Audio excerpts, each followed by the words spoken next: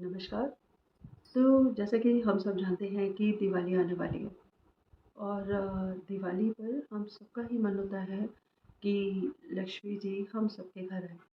पर दिवाली पे कौन-सी पूजा की जाती है जिससे कि लक्ष्मी जी हमारे घर आती हैं? ऐसा कौन-सा मंत्र होता है जो कि सिद्ध हो और हमारे घर में धन, संपत्ति की देवी लक्ष्मी जी आएँ? तो इस मंत्र को बताने के लिए और दिवाली पर होने वाली पूजा को बताने के लिए आज मैं यहाँ पर आई हूँ।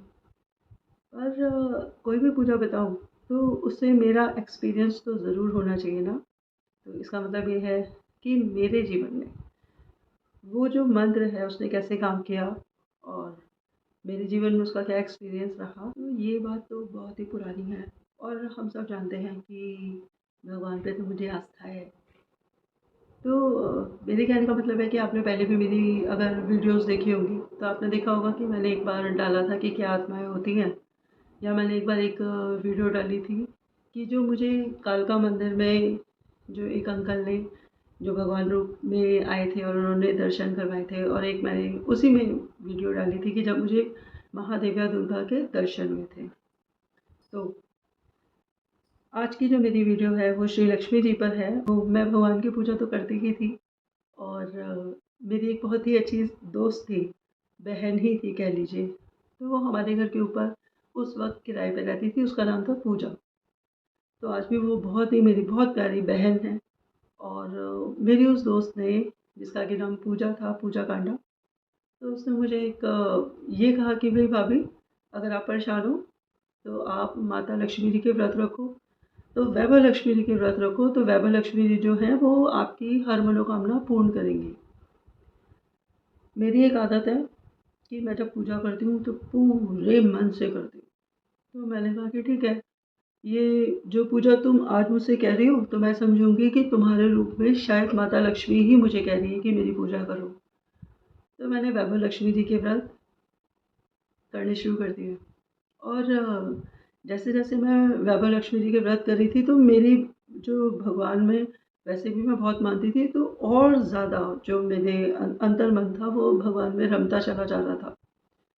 तो तभी की बात है और उन दिनों में बहुत सारी चीज़ें ऐसी हुई जो मतलब कि जिसे कहते हैं ना भगवान के चमत्कार, तो अगर आपको चमत्कार लगे तो वो चमत्कार है, पर मुझे तो ऐसा लगा जैसे प्रत्यक्ष दर्शन या छोटी-मोटी झाँकी। तो जैसे कि उसमें से एग्ज़ाम्पल है कि जहाँ मैं इस वक़्त बैठी हुई हूँ, तो यहाँ पे श्री गणेश जी की मेरे पीछे ही एक मूर्ति है। एक्चुअली साक्षात श्री गणेश है। तो मैंने एक बार सपने में देखा था कि यहाँ से श्री लक्ष्मी जी जो है वो इसी दीवार से प्रकट हुई और वो मेरे कमरे में जाकर अलमारी के अंदर चली गई, मतलब लुप्त हो गई अलमारी में जाके।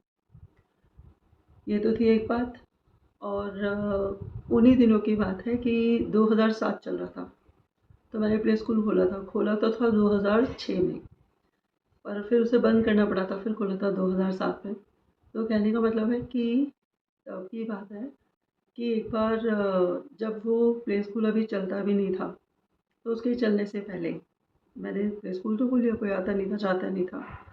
तो एक बार एक लेडी थी जो सुबह-सुबह 6:30 बजे के करीब, अब देखिए प्ले स्कूल का टाइम क्या होता है?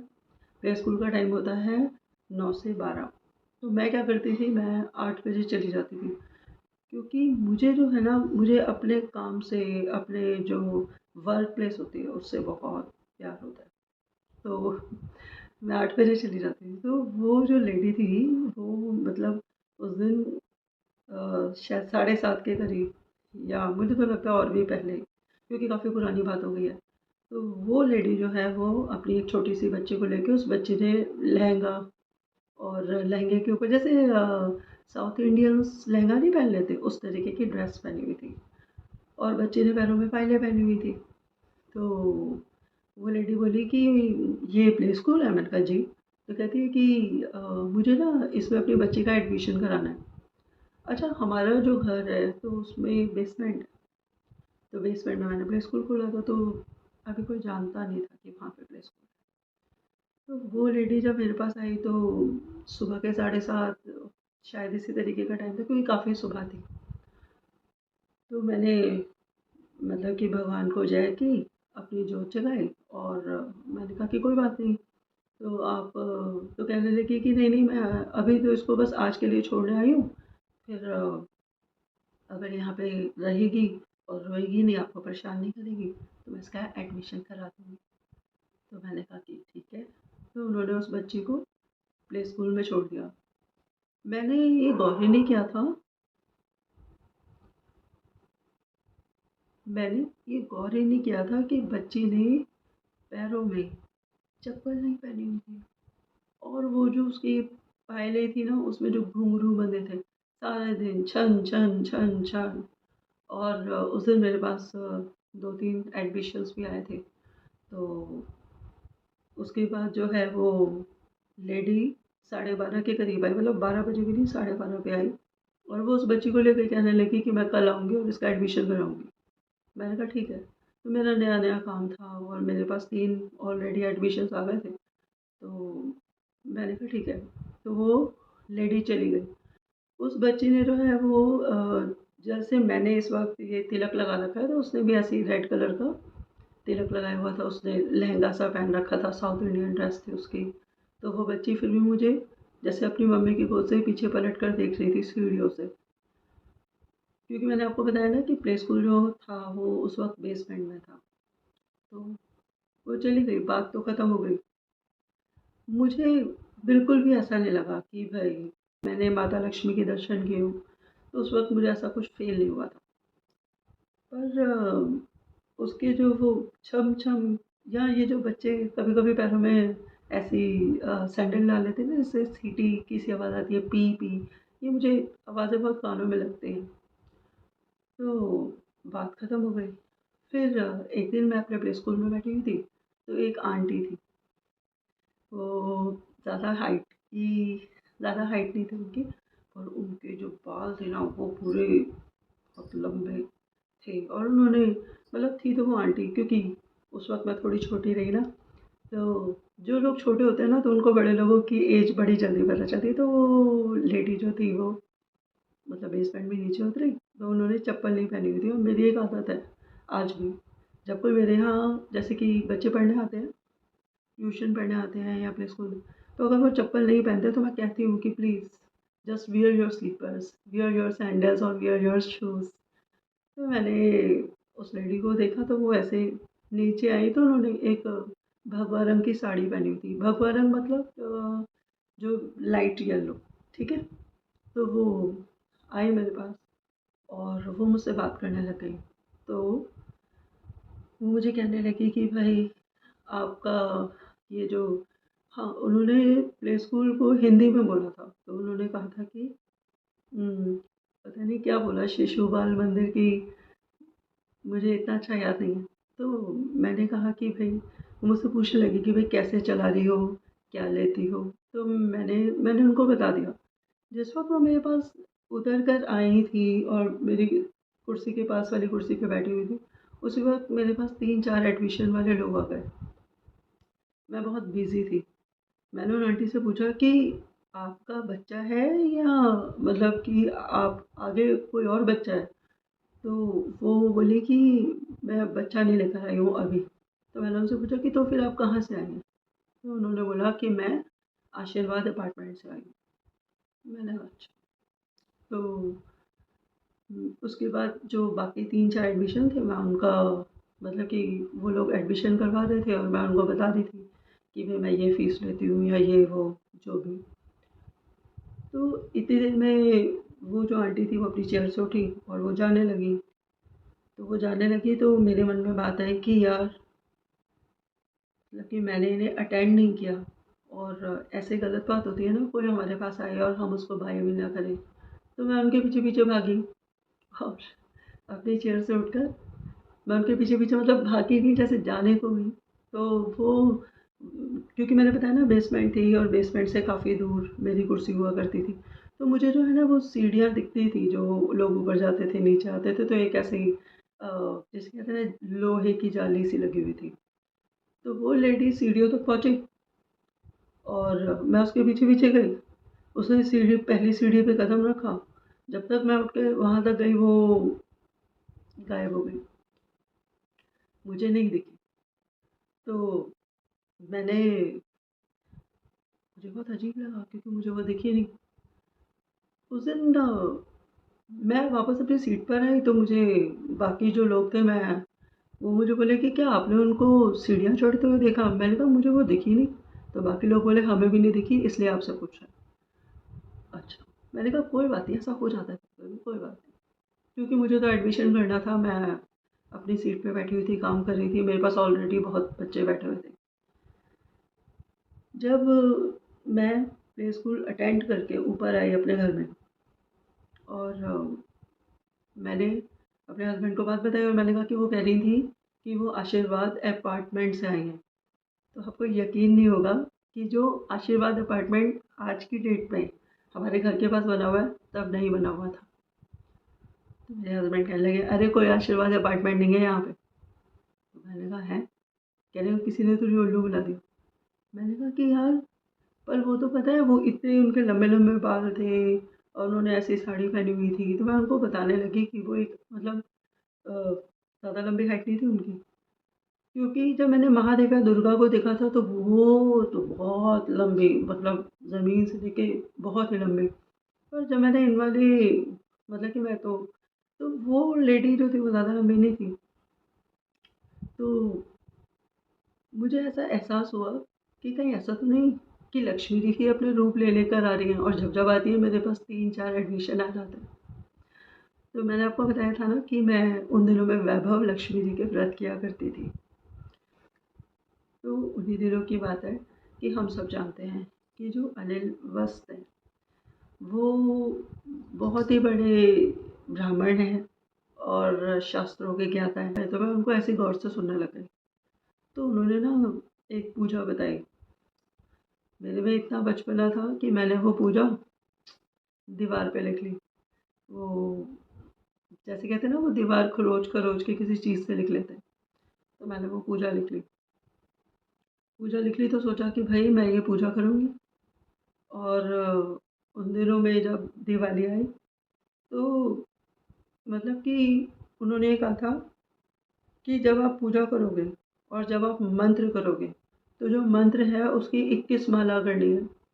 और अगर सत्यता में आप मंत्र कर रहे होगे तो आपको आपके कानों के पास ना चूड़ियों की आवाज़ें आएंगी या घुंघरू की आवाज़ें आएंगी। तो आपको बिल्कुल भी पलट कर नहीं देखना है, आपको बस पूजा में ध्यान रखना है। क्योंकि जो लक्ष्मी माता है वो हमारे घर नहीं आना चाहती, तो वो जो है वो कुछ ना कुछ आवाज़ करती है। तो अगर हम उनको देख लेंगे तो हमारी पूजा भंग हो जाएगी, तो फिर हमें अगले साल करनी पड़ेगी। तो मैंने सोचा कि कोई बात नहीं, मैं तो अपनी पूजा कर ही लूँगी। तो मैं दिवाली थी और मैंने जैसे-जैसे उन्होंने बताया था उसको एक कागज़ पे लिख लिया, तो आज भी वो कागज़ मेरे पास है। तो बहुत ही मतलब लिखा तो मैंने दीवार पे था और फिर दीवार से कागज़ पे लिख लिया, तो उस वक़्त की जो राइटिंग, तो ये है वो कागज़, अगर आपको दिख रहा हो तो, ठीक है? तो मैंने उस पूजा को कागज़ पे लिख लिया और दिवाली थी और मैंने स्टार्ट कर दी। मैंने आपको बताया ना बच्चे छोटे थे, बाप रे! लक्ष्मी थी तो क्या ही घुंघरू बजाती, बच्चे ही रोने लग जाते थे। तो 21 मालाएँ उस वक़्त मेरे लिए 21 मालाएँ बहुत बड़ी बात थी, क्योंकि पूजा तो करते थे पर इतनी भी नहीं करते थे। तो क्योंकि 108 की एक माला होती है, तो भई तो मैंने जो है वो दिवाली वाले दिन जैसे ही पूजा स्टार्ट की, मेरी बच्ची ने तो रोना ही शुरू कर दिया। ज़ोर-ज़ोर से रोने लगी। इतना रोई कि मेरी पूजा भंग हो गई और फिर मुझे उठना पड़ गया। फिर क्या हुआ कि फिर अगला साल आया तो मैं फिर से पूजा करने लगी। और जब मैं पूजा कर रही थी, तो जो मेरा कमरा था जहाँ पे मंदिर था, तो वहाँ से सीधा ना एक लोहे का गेट है, जिससे कि मेरा कमरा दिखता था। तो हमारे घर के साथ वाले घर में एक अंकल रहते थे, मतलब कन्हैया अंकल रहते थे, उनके बच्चे थे। तो वो बच्चा जो था वो, हे भगवान! रात में पता नहीं 12 सवा 12 जब सारी दुनिया सो जाती है, तो भाई साहब आ गए हमारे यहाँ मिठाई लेकर, रसगुल्ले, और वो लोहे का गेट बजाने लगा। अब मैंने भगवान से कहा था मेरे बच्चों को सुलाते रहना, मैं पूजा कर पाऊँ। और भाई वो लड़का, उसको तो मैं देख रही थी पूजा करते हुए। अब वो ठक ठक ठक ठक ठक ठक ठक ठक, दीदी दीदी दरवाज़ा खोलो, दीदी दीदी। मैंने नहीं देखा, मैं कहा मैं पूजा करूँ। उसने बहुत आवाज़ें लगाई, तो चला गया वो चला गया। मैंने मन में सोचा शुक्र है मेरे बच्चे तो नहीं जागे, पर ये तो भैया। फिर मैंने कहा ना ना, पूजा में ध्यान लगा। तो मैं अपने मंत्र करीब फैला गया, दीदी ले लो ना रसगुल्ले, मम्मी कह रही है खराब हो जाएंगे, ले लो, हैप्पी दिवाली। मुझे खड़ा होना पड़ा, मैं खड़ी हो गई और मेरी पूजा फिर से भंग हो गई। बस फिर अगला साल आ गया। अब तो मैंने ठान लिया, अब धरती हिल जाए, आकाश और गिर जाए, मैं अपनी पूजा पूरी करूँ। तो भाई, जैसे जैसे अनिल वत्स जी ने कहा था, तो मैं आपको बताती हूँ उन्होंने क्या कहा था। उन्होंने कहा था कि हमें क्या क्या करना है उस पूजा में। एक बहुत बड़ी सी थाली लेनी है, तो मैंने थाली नहीं ली। मैंने क्या किया कि वो परात नहीं होती जिसमें आटा गूंथते हैं, मैंने वो परात ले ली। और उस परात में फिर उन्होंने कहा था कि एक लाल कपड़ा बिछाना, तो मैंने एक साटन का कपड़ा ले लिया। तो उसके अंदर क्या रखे, 1.25 किलो चावल, 1.25 किलो चावल जो टूटे ना हो, ठीक है। फिर एक श्री यंत्र रखा बीच में। फिर उन्होंने कहा था कि 8 कमल रख लेना। अब जो 8 कमल है ना, वो आठों दिशाओं में, जैसे उत्तर दक्षिण पूर्व पश्चिम हो गया। तो अब जो उत्तर दक्षिण पूर्व पश्चिम के बीच की जो दिशाएं होती हैं, जो क्रॉस बनाती हैं, तो फिर मैंने आठों कमल उस तरीके से रख लिया, मतलब आठों ओर से, आठों दिशाओं में श्री लक्ष्मी आप जहाँ भी वास कर रहे हो मेरे पास आ जाओ। तो मैंने वही किया। और उसके बाद फिर धूप बत्ती, ठीक है, पूजा के समय धूप बत्ती और थोड़ा सा मिष्ठान। अगर मिष्ठान नहीं रखना तो आप गुड़ रख सकते हो, चीनी रख सकते हो, तो वो भी रख लिया। और घी का दीपक बोला था, वो भी जला लिया। अच्छा, अब माला क्या थी, तो माला थी ओम श्री सर्व सिद्धे श्री ओम, ठीक है। तो ओम श्री सर्व सिद्धे श्री ओम की 21 मालाएं, यानी कि 108 की 21 मालाएं करनी थी निरंतर, बिना हिले। अब मैंने आपको बताया था कि भाई 2 बार तो मेरी पूजा खंडित हो गई थी, तो इस बार तो मुझे करनी ही थी। तो मैं पूजा करने बैठ गई। अब मैं पूजा करती रही करती रही करती रही। अच्छा, इस बार ना बच्चों ने मुझे तंग नहीं किया और कोई बाहर भी नहीं आया, मेरी पूजा चल रही थी। तो पूजा चल रही थी, तो इतनी देर में ना मुझे ऐसा लगा जैसे मेरे पीछे से कोई घुंघरू, जैसे पायल सी चल के गई, जैसे वो बच्ची पैरों में पायलें नहीं पहनी हुई थी, वो पूरा घूम रही थी। बिल्कुल ऐसा लगा जैसे कि वो पायल सी चल रही हो, घुंघरू बज रहे हो, या किसी ने मेरे इस हाथ पे ज़ोर से चूड़ियाँ खनकाई हो। तो फिर भी मैंने नहीं देखा, क्योंकि मुझे तो पूजा करनी थी।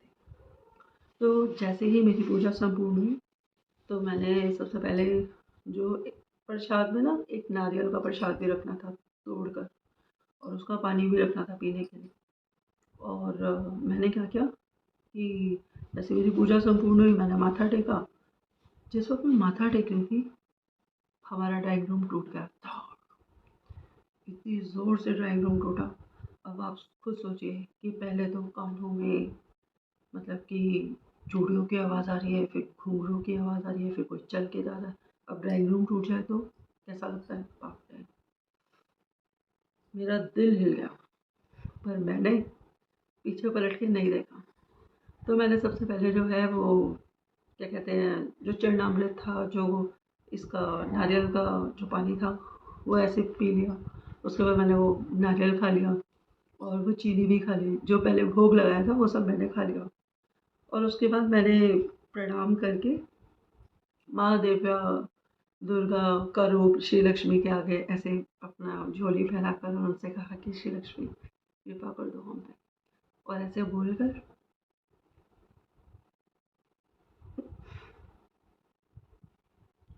और फिर जो है मैंने माथा टेक कर, और कहते हैं ना परिक्रमा अपनी ही, मतलब ऐसे घूम कर,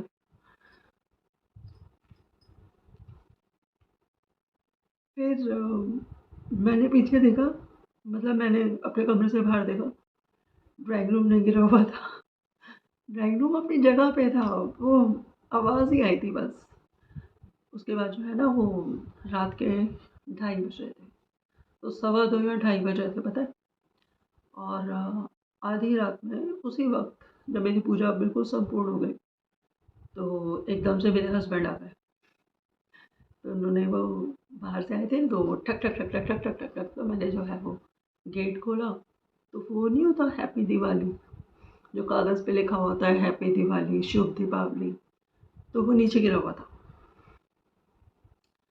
तो वो नीचे गिरा हुआ था, तो मैंने बाहर पैर रखा, तो वो एकदम मेरे पैर के नीचे आता, मैंने उसको ओह!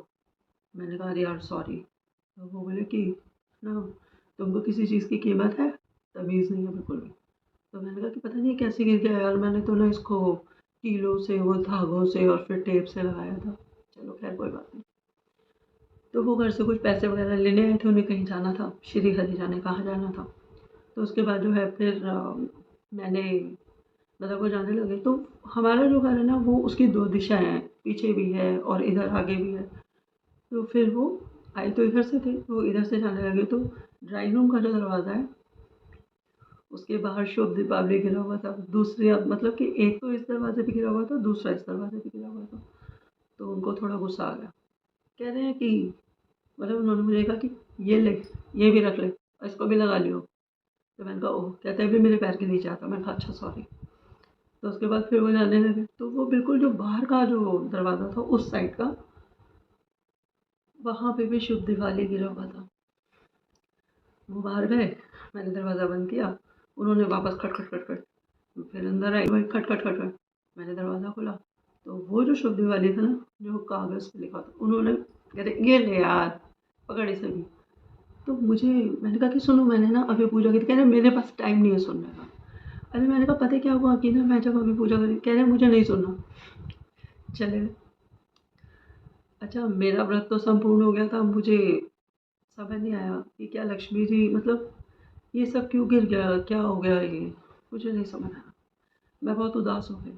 तो फिर मैं जागी रही, क्योंकि 2:30 तो बज ही रहे थे।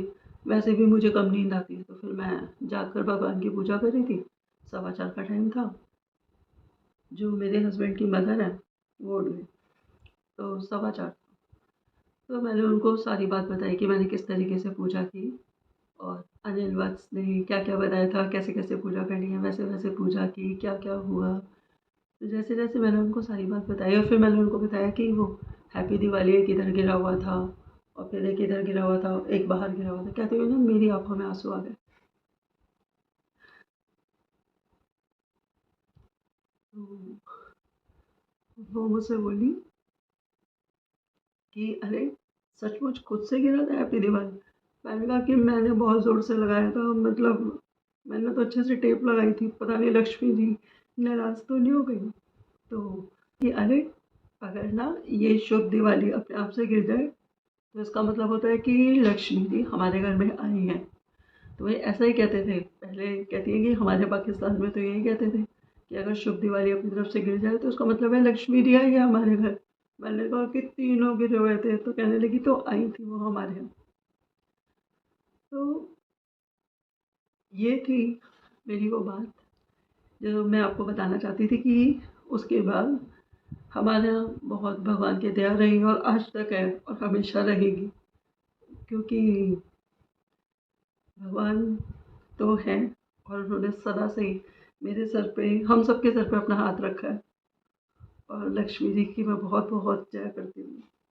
मैं सारे ही देवी देवताओं की बहुत जय करती हूँ, और गलतियों के लिए क्षमा मांगना चाहती हूँ। तो मैं आपको एक बात और बताऊँ कि एक बार मेरी बेटी बोल रही थी कि यार आप ये जो पूजा पाठ का चैनल बना के बैठे हो ना, चलेगा नहीं। कौन देखेगा आपकी पूजा पाठ? कोई नहीं सुनना चाहता।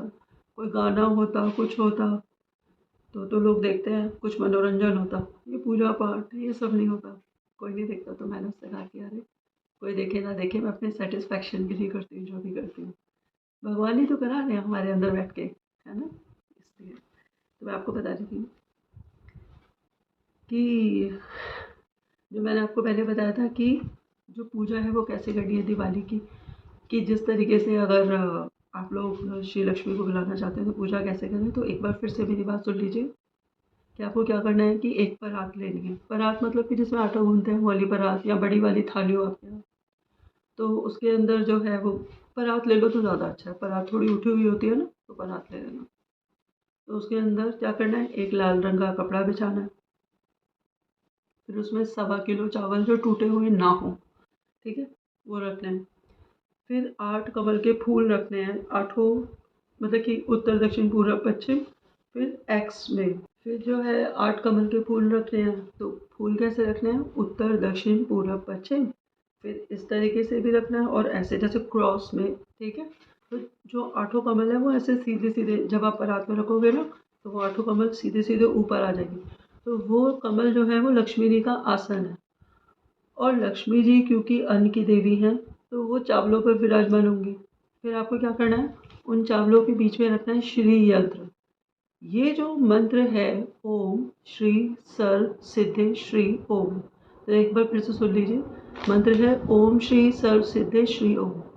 इसकी 21 माला करनी है, और 21 माला जो है वो रुद्राक्ष पे करनी है, या आपके कोई 108 की माला हो जो कि सिद्ध हो, यानी आप पहले से उसमें पूजा करते हो तो आप उसमें भी कर सकते हो।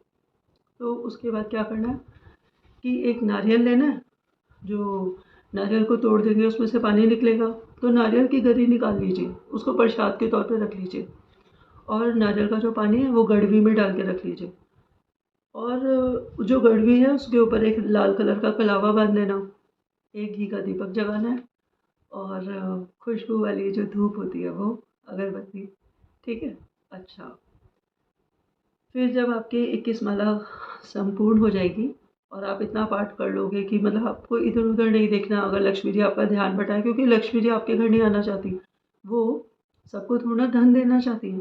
भाई हम तो देखो, हम अपने कर्मों से धन पाते हैं, तो लक्ष्मी जी आपके घर क्यों आए, वो तो वहाँ जाएंगी ना जिनके कर्म अच्छे होंगे, पर हम उनको बुला रहे हैं, ठीक है, हम उन्हें प्रसन्न कर रहे हैं, तो वो जहाँ पे उनकी पूजा होती है वो ज़रूर आती है।